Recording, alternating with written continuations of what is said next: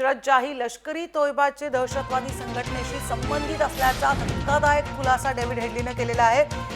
इशरत ही लष्करी तोयबाच्या महिला सेलची प्रमुख होती असंही हेडलीने म्हटलंय।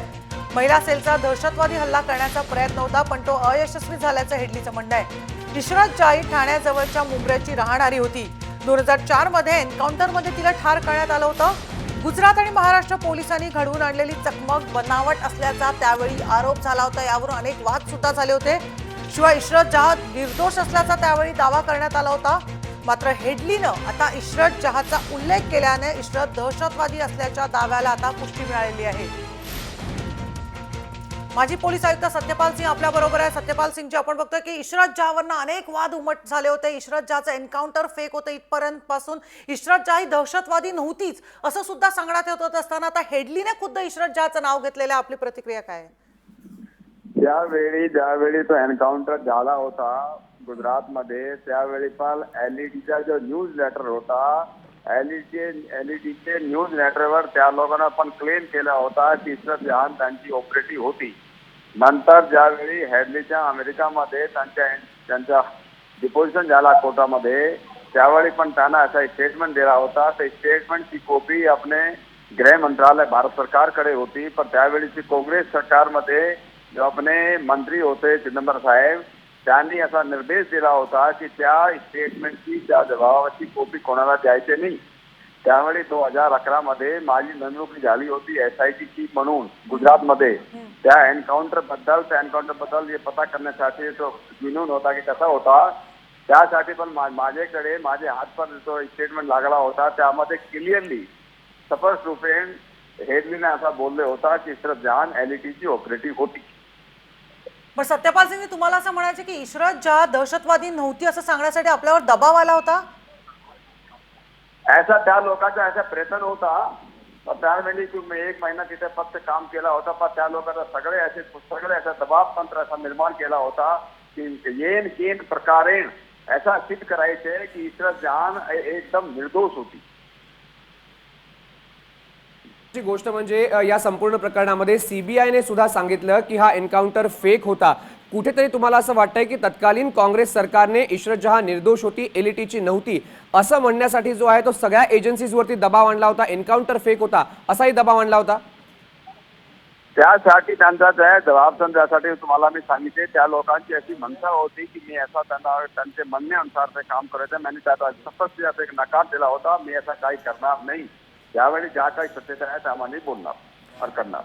तुमच्यावरती स्वतःवरती या प्रकरणामध्ये जो आहे तो दबाव आणला होता सरकारने, तत्कालीन काँग्रेस सरकारने? त्याबद्दल मी जास्त बोलू शकत नाही, तो कोणाचं नाव घेण्याची माझी असा मनसा पण नाही, पण त्या लोकांचा असा दबाव तंत्र होता। पण या संपूर्ण प्रकरणामध्ये जेव्हा सीबीआयची इन्क्वायरी झाली होती, सीबीआयने म्हटलं होतं एन्काउंटर फेक आहे, तुम्हाला कुठेतरी असं वाटतं की या एकंदरीतच दबावामुळे हे म्हटलं गेलं? मी सध्या एन्काउंटर बद्दल बोलत नाही। मी त्यामध्ये जो लोक इन्व्हॉल्व होते, जो आतंकवादी त्यामध्ये मारले गेले त्याबद्दल मी बोलतो की इशरत जहां आणि दुसरे जितके लोक मारले गेले तर सगळे आतंकवादी होते। आपण पहिल्यापासूनच असं म्हटलं, मुंबई आणि मुंबई पोलीस गुजरात पोलीस याचं जॉईंट ऑपरेशन होतं, पहिल्यापासूनच असं म्हटलं गेलं की इशरत ही लष्कर तैयबाची दहशतवादी होती। मात्र कुठेतरी असं वाटतं तुम्हाला की तत्कालीन सरकारने या गोष्टीमध्ये जे आहे ते दबाव बनवण्याचा प्रयत्न केला आणि लष्कराची नव्हती असं दाखवण्याचा प्रयत्न केला? तो एकदम खरा आहे। त्यांच्या असे मनसा त्यांचा असा दबाव होता।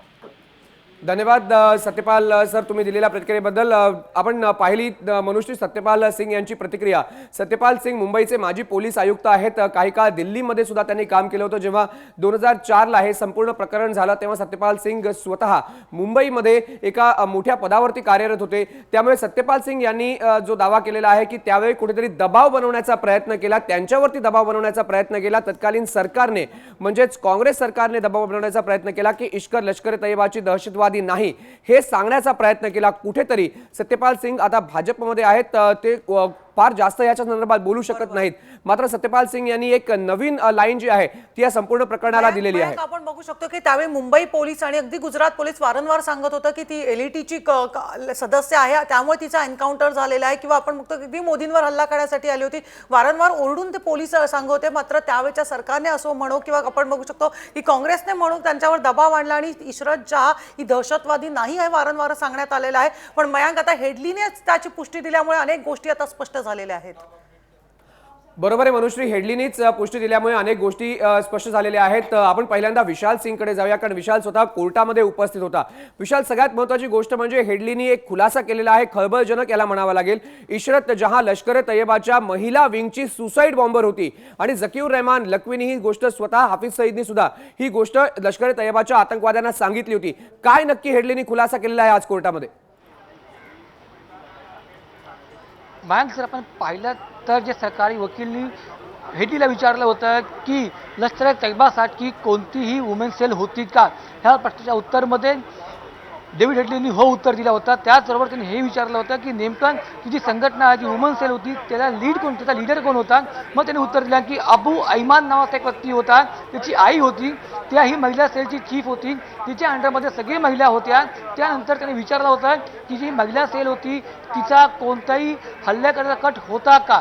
त्या उत्तरमध्ये हेडली म्हटलं की मुजम्मिल भट आणि झकीउर रहमान यांच्याशी चर्चा करताना मला माहीत पडलं होतं की जी महिला सेल होती त्यांना एखादी हल्ला करायचा होता, दहशतवादी हल्ला करायचा होता, पण तो गट त्यांचा अपयशी ठरला होता, पण तो अपयशी ठरला होता. त्यानंतर हे पण विचारलं सरकारी वकीलनी की नेमकं तुम्हाला एकतरी महिलेचं नाव लक्षात आहे का जी त्या हल्ल्यामध्ये सामील होणार होती. तर ह्यावरती हेडलीनी स्पष्ट केलं की तिला नाव आठवत नाही आहे. त्यानंतर सरकारी वकीलनी असं सांगितलं की तुम्हाला मी 3 नाव सांगतो, त्या 3 मधील कोण महिला होती का. ज्यानंतर सरकारी वकीलनी 3 नावं घेतली. ती 3 नावं अशी होती, नूरजहां बेगम, इशरत जहां आणि मुमताज, अशी ही 3 नावं त्यांनी सांगितली. आणि त्याला विचारलं की ह्या 3 पैकी कोणी एक नाव त्यामध्ये होतं का. तर त्याच्या उत्तर देताना हेडलींनी इशरत जहांचं नाव कन्फर्म केलं की इशरत जहां होती त्या कटमध्ये. म्हणजे कुठे कुठे हे हेडलीन स्पष्ट केलं की जी इशरत जहां होती ती लष्कर तैयबाची सदस्य होती, जी महिला विंग होती त्याची सदस्य होती, पण नेमकं ही कोणता हल्ला करणार होती, ही सुसाईड बॉम्बर होती की नाही हे स्पष्ट नाही केलं. पण मात्र हेडलीनी हा जे कन्फर्म केला की झकीउर रहमान आणि मुजम्मिल भट या दोघांनी याला कन्फर्म केला होता की इशरत जहां ही त्यांची सदस्य होती आणि ह्याच्या माध्यमातून ते हल्ला करणार होते. मयंक, तर सगळ्यात महत्त्वाचा खुलासा या ठिकाणी मनुश्री ज्या प्रकारे विशाल आपल्याला सांगतोय, लष्कर ए तोयबाशी संबंधित होती इशरत जहां, हा सगळ्यात आतापर्यंतचा मोठा खुलासा आहे. कारण जर तू 2004 पासून आतापर्यंत या केसची हिस्ट्री पाहिलीस तर 2004ला सप्टेंबरमध्ये एन्काउंटर झाला इशरत जहांचा अहमदाबादच्या बाहेर, आणि त्यावेळेला इंटेलिजन्स ब्युरोची ही टिप ऑफ होती. मुंबई पोलीस आणि गुजरात पोलिसांचं ऑपरेशन होतं. असं सांगण्यात आलं की लष्कर ए तैयबाचे 4 दहशतवादी एकत्र होते, ज्याच्यामध्ये इशरत जहां सुद्धा एक होती, आणि नरेंद्र मोदी आणि गुजरात सरकारच्या काही महत्त्वाच्या मंत्र्यांना मारण्याचा यांचा कट होता. मात्र त्याच्यानंतर या संपूर्ण प्रकरणामध्ये जी चौकशी सुरू झाली, त्याच्यानंतर तिस्ता सेटलवाड असू दे, सामाजिक संघटनांनी इशरत दहशतवादी नव्हती, लष्कर ए तैयबाशी संबंधित नव्हती. आमच्यावर असाच थांब. आपल्याबरोबर जितेंद्र आव्हाड सुद्धा जॉईन झालेले आहेत. जितेंद्र आव्हाडजी, आपण बघतो की आतापर्यंत इशरत जहां दहशतवादी नाही हे वारंवार तुम्ही सांगत होता, पण आता डेव्हिड हेडलीनेच इशरत जहां दहशतवादी असल्याची पुष्टी दिलेली आहे. आपली काय प्रतिक्रिया आहे? असं आहे की डेव्हिड हेडली काय बोलला याचा मला अभ्यास करावा लागेल.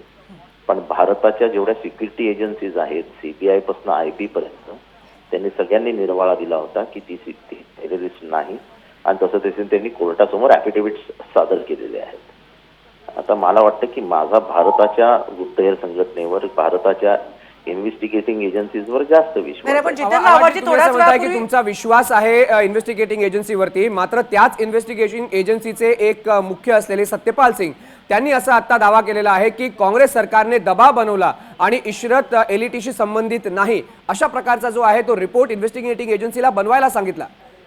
सत्यपाल सिंग हे अतिशय खोटारडा माणूस आहे. त्यांना सांगावं, त्यांनी माझ्यासमोर लाईनवर यावं. जेव्हा सत्यपाल सिंग यांनी गुजरातमध्ये नेमणूक झाली की तुम्ही या संपूर्ण प्रकाराची चौकशी करा, तेव्हा याच सत्यपाल सिंगनी मला कार्यालयात बोलवून सांगितलं होतं की तुम्ही तुमच्या लोकांना सांगा माझ्या विरुद्ध ॲलिगेशन करा, मला गुजरातमध्ये जायचं नाहीये. ते स्वतः तेव्हा मुंबईचे कमिशनर होते. आम्हालाही खूप माहिती असते. उगाच सत्यपाल सिंग बोलले म्हणजे सत्याचा अवतार बोलला तर हे करू नका. हे सत्यपाल सिंग स्वतः मला भेटून विनवणी करत होते की ते सगळे IPS ऑफिसर जे अडकले ते सगळे मॅचमेट माझे मित्र आहेत आणि मला ह्या प्रकरणात पडायचं नाही. जितेंद्र, कुठेही गुजरातमध्ये लोकांना सांग माझ्यावर ॲलिगेशन करायला, मला या प्रकरणात पडायचं नाहीये. पण त्यांनी आताच फोनवरती त्यांनी काय सांगितल्यापेक्षा मी महत्वाची माहिती देतो.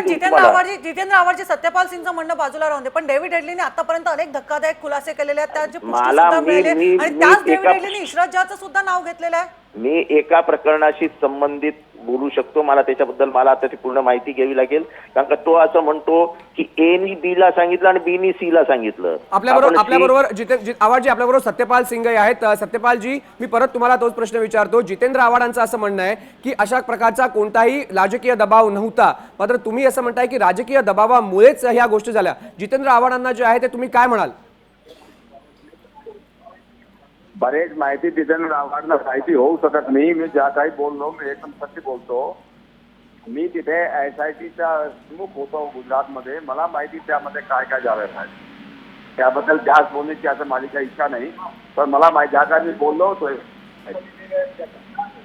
पण आव्हाडांचं असं म्हणणं आहे की तुम्हाला गुजरातला जायचं नव्हतं म्हणून तुम्ही त्यांच्याशी बोलून सांगितलं की अलिगेशन करा माझ्यावरती, मला याच्यामध्ये पडायचं नाहीये.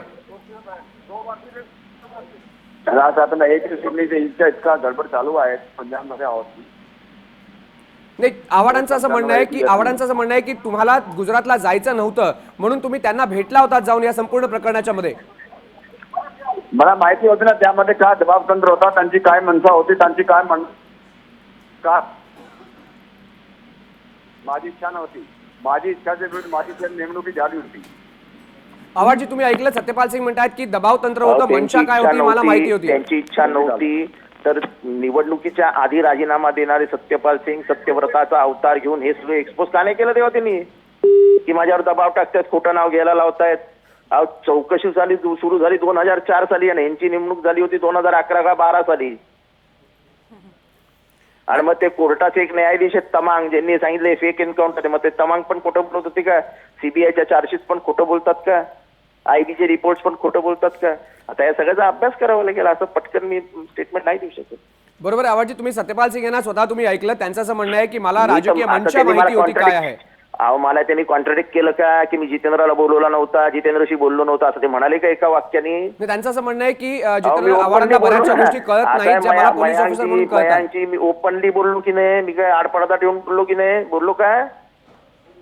ते त्यांचं असं म्हणणं होतं की बऱ्याचशा गोष्टी जितेंद्र आव्हाडांना माहिती नसतात, तर त्या गोष्टी मला पोलीस ऑफिसर म्हणून माहिती होती. एक जबाबदार पोलीस अधिकारी या जबाबदार नागरिक जो बीजेपीचं तिकीट घेऊन निवडणूक लढवण्यासाठी राजीनामा देऊ शकतो, तो एक सत्य घटना देशासमोर आणण्यासाठी जी देशाच्या संरक्षण यंत्रणेशी निगडीत आहे, देशाच्या टेररिझमशी निगडीत आहे, जर मग त्यांनी तेव्हा सत्य का नाही सांगितलं? आता अचानक सत्य सांगायला बाहेर पडले ते. पण जितेंद्र आव्हाडजी, आपण बघा की इशरत जहाचं नाव आता हेडली सारख्याने घेतल्यामुळे अनेक गोष्टी क्लिअर झालेल्या आहेत. त्यावेळी नेमकं काय झालं, आता पुन्हा सगळ्याची पुष्टी होणारच आहे लवकरच. हा, मग होऊ द्या ना.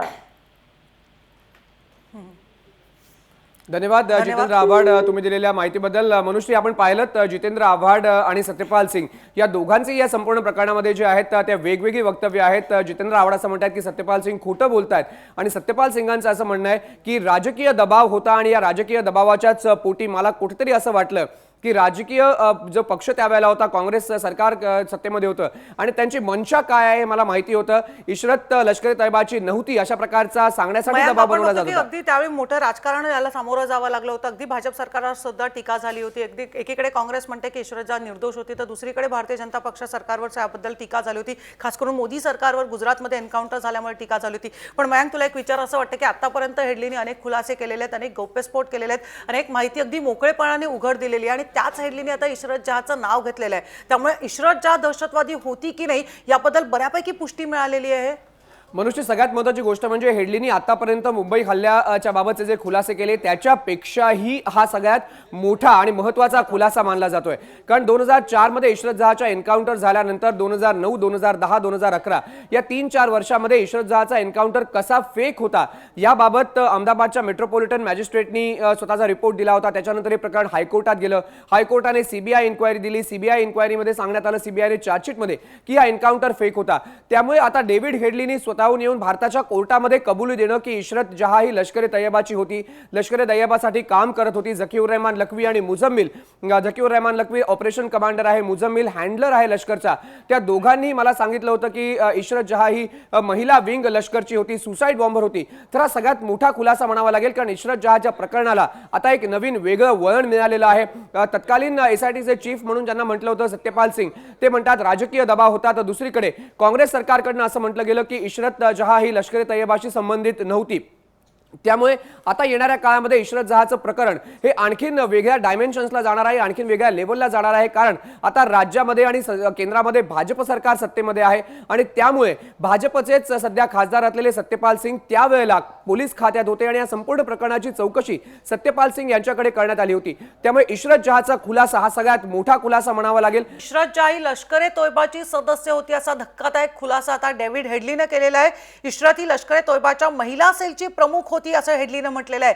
तर दुसरीकडे सत्यपाल सिंग यांनी मात्र सांगितलेलं आहे की इशरत जहां दहशतवादी नाही हे सांगण्यासाठी आपल्यावर दबाव आला होता। तेव्हा त्या वेगळ्याच याला बातमीला वळण मिळताना आपल्याला बघायला मिळतंय। कोण होती इशरत जहां याच्यावर आपण एक नजर टाकूया। इशरत जहां ही मूळची मुंब्र्याची राहणारी आहे। मुंबईतल्या खालसा कॉलेजमध्ये इशरत जहां शिकत होती। 15 जून 2004 मध्ये अहमदाबाद जवळ इशरतचा एन्काउंटर झाला। मुंबई आणि गुजरात पोलिसांनी लष्करच्या 4 दहशतवाद्यांना ठार केलं। या ठार केलेल्या 4 दहशतवाद्यांपैकी इशरत जहां एक होती आणि इशरतच्या एन्काउंटर नंतर मोठा वाद निर्माण झाला होता। अगदी नरेंद्र मोदींना ठार मारण्यासाठी दहशतवादी आल्याची माहिती आयबीला मिळाली होती। त्यानंतर 2009 मध्ये अहमदाबाद कोर्टाने एन्काउंटर बोगस असल्याचा निकाल दिलेला आहे। ही महत्त्वाची बातमी आहे। त्यानंतर 2010 मध्ये इशरतच्या एन्काउंटर प्रकरणी गुजरात हायकोर्टाने सुद्धा चौकशीचे आदेश दिले। त्यानंतर मुंबई आणि गुजरात पोलिसांची चौकशी यामध्ये करण्यात आली आणि 2003 मध्ये DIG वंजारा आणि टीम विरोधात सीबीआयने आरोपपत्र दाखल केलं आणि इशरत एन्काउंटर प्रकरणामुळे पूर्णपणे गुजरात सरकारच अडचणीत आलं होतं। आपण बघतो इशरत जहां निष्पाप होती आणि तरी तिचा एन्काउंटर झाला, याबद्दल गुजरात सरकारला चांगलंच यावेळी टार्गेट सुद्धा करण्यात आलं होतं। थेट जाऊया आमचे प्रतिनिधी मयांक सुद्धा आपल्या बरोबर आहे, त्याचबरोबर विशाल सिंग आपल्या बरोबर। सुरुवातीला विशालकडे जाऊया। विशाल, आपण बघतो एक धक्कादायक खुलासा डेव्हिड हेडलीने आतापर्यंतचा सर्वात मोठा केलेला आहे, तो म्हणजे इशरत जहां ही एन्काउंटर मध्ये होते, लष्कर ए तोयबाची सदस्य होती, हा खुलासा त्यांनी केलेला आहे। काय नेमकं सांगशील? बरोबर मनुष्य डेव्हिड हेडलीनी आतापर्यंत सर्वात मोठा खुलासा केला आहे। ह्याआधी तो खुलासा करत होता की नेमकं 26/11 सकट कसा रचला गेला आणि त्याचा इन्व्हॉल्वमेंट त्यामध्ये काय होतं, पण ज्या संघटनेसाठी तो काम करत होता त्या संघटनेची महिला विंग होती का हे कोणाला माहीत नव्हतं आणि ही माहिती त्यांनी आज कोर्टात दिली की लष्कर ए तैयबा ह्याच्या महिला विंगची होती, ते महिला कमांडरही होती आणि ज्यामधून त्या महिला विंगचे प्लॅन्स काय काय होते हेही त्यांनी सांगितलं होतं आणि त्यामध्ये त्यांचा अटॅकचा प्लॅन केला होता की एखादे नाकेबंदीमध्ये जिथे पोलीस बसत असतो तिथे ते अटॅकचं प्लॅनिंग होता, पण नेमकं त्याला नाव आठवत नव्हतं की नेमकं ती कोण होती।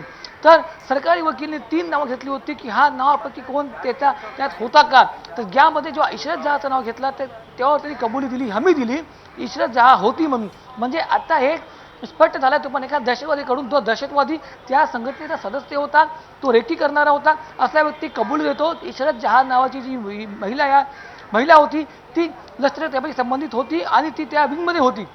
याच्या अगोदर आपण पाहिलं तर असे आरोप लागले होते पोलिसांवरतीही की तो एन्काउंटर फेक होता आणि इशरत जहां एक त्यांनी काय केलं, त्याचा कोणताही रोल नव्हता अशा संघटनेमध्ये। पण आज जे हे त्यांनी कबूल जबाब दिली आहे त्यामध्ये एक अत्यंत मोठी गोष्ट समोर आली आहे। इशरत जहां जिचा एन्काउंटर 2004 साली झाला होता ती लष्कर ए तैयबाच्या महिला विंगमध्ये होती आणि जे इतर दहशतवादी त्यासमोर होते त्यांचा जो कट होता तो कुठे कुठे स्पष्ट होत चालला आहे। अनेकदा मागे एक चर्चा होती की इशरत जहां एन्काउंटर फेक होता, पण आज हेडलीने जे जबाब दिला आहे त्या जबाबने स्पष्ट होते आहे की इशरत जहां LATची सदस्य होती आणि तिथे महिला विंग होती। इशरत जहां ही लष्कर ए तोयबाची सदस्य होती, त्यामुळे आता इशरत जहां ही दहशतवादी होती, जवळजवळ पुष्टी हेडलीने दिलेली। पुन्हा एकदा मयांक याच्याकडे जाऊया। मयांक, आत्ताच आपण बघितलं एक राजकारण त्यावेळी हे इशरत जहांच्या मृत्यू हल्ल्या प्रकरणानंतर झालं होतं। एकीकडे आता सत्यपाल सिंग यांनी सुद्धा उघडपणे म्हटलंय की आपल्यावर दबाव होता, अगदी कोर्टानं सुद्धा सीबीआयनं सुद्धा इशरत जहां एन्काउंटर फेक असल्याचा दाखला दिला होता, सांगितलं होतं। त्यामुळे आता हे सगळेच आता शक्यता पडताळून बघण्याची गरज निर्माण झालेली आहे। मनुष्य, सगळ्यात महत्त्वाची गोष्ट म्हणजे सत्यपाल सिंग यांनी जो आता खुलासा केलेला आहे हा इशरत प्रकरणाला एक नवीन वळण देणार आहे, एक नवीन दिशा देणार आहे। कारण त्यावेळी सत्यपाल सिंग यांची या संपूर्ण प्रकरणाच्या स्पेशल इन्व्हेस्टिगेटिंग टीम म्हणून नियुक्ती झाली होती, त्याच्या प्रमुखपदी नियुक्ती झाली होती आणि आपण पाहिलं सत्यपाल सिंग यांची नियुक्ती 2011च्या आसपास झाली होती, जेव्हा हायकोर्टाने या संपूर्ण प्रकरणाची चौकशी दिली होती आणि चौकशी जी आहे ती सीबीआयच्या स्पेशल टीमकडे देण्यात आली होती। मात्र आता सत्यपाल सिंग जो दावा करतायत तो दावा त्यांनी अतिशय मोठा केलेला आहे। आता भाजपचे खासदार आहेत त्यामुळे बहुधा त्यांनी असा आरोप केला असावा की तत्कालीन काँग्रेस सरकारने आमच्यावरती दबाव बनवला होता, तत्कालीन काँग्रेस सरकारने आमच्यावरती दबाव बनवला होता. काँग्रेस सरकारची मनशा वेगळी होती, आम्हाला ती मनशा कळली. त्यांनी थेट पी चिदंबरम यांचं नाव घेतलं. पी चिदंबरम यांच्याकडे डेव्हिड हेडलीनी जी साक्ष दिली होती, जी स्टेटमेंट दिलं होतं भारताच्या सुरक्षा यंत्रणांच्या समोर अमेरिकेमध्ये, त्या स्टेटमेंटमध्ये इशरत जहांचं नाव होतं. ते स्टेटमेंट जेव्हा चिदंबरम यांच्याकडे देण्यात आलं तेव्हा त्यांनी असं म्हटलं की चिदंबरम यांनी या संपूर्ण गोष्टीकडे दुर्लक्ष केलं आणि कुठेतरी त्यांच्यावरती दबाव बनवण्याचा प्रयत्न केला. काँग्रेस सरकार तत्कालीन सरकार होतं आणि त्याचमुळे आता याच्यामध्ये राजकीय दबावाचा जो आहे तो एक नवीन गौप्यस्फोट सत्यपाल सिंग यांनी केला. त्यामुळे त्यावेळेस काँग्रेस सरकार आणि आताचं भाजप सरकार यामध्ये कुठेतरी जी आहे ती आता समोरासमोर जे आहे ते दोन सरकार आपल्याला उभं टाकताना दिसायला पाहायला मिळेल. भाजप पहिल्यांदाच गुजरात पासून म्हणत होतं की लष्कर ए तैयबाची इशरत आतंकवादी होती, अक्षरधाम मंदिर निशाण्यावरती होतं, नरेंद्र मोदींसह राज्यातले काही महत्त्वाचे नेते टार्गेटवरती होते. मात्र काँग्रेस सरकारने पहिल्यापासूनच ही लाईन घेतली होती की या संपूर्ण प्रकरणाचा जी आहे ते चौकशी व्हावी. चौकशी झाली आणि चौकशी अंती हे स्पष्ट झालं की हा एन्काउंटर फेक होता. त्यामुळे आता जर आपण पाहिलं तर काँग्रेस विरुद्ध भाजप अशी दबाव तंत्राची लढाई होती का, ही सगळ्यात महत्त्वाची बातमी आहे याच्यामध्ये, कारण नवीन एक दिशा या इशरत जहांच्या संपूर्ण प्रकरणाला मिळाली.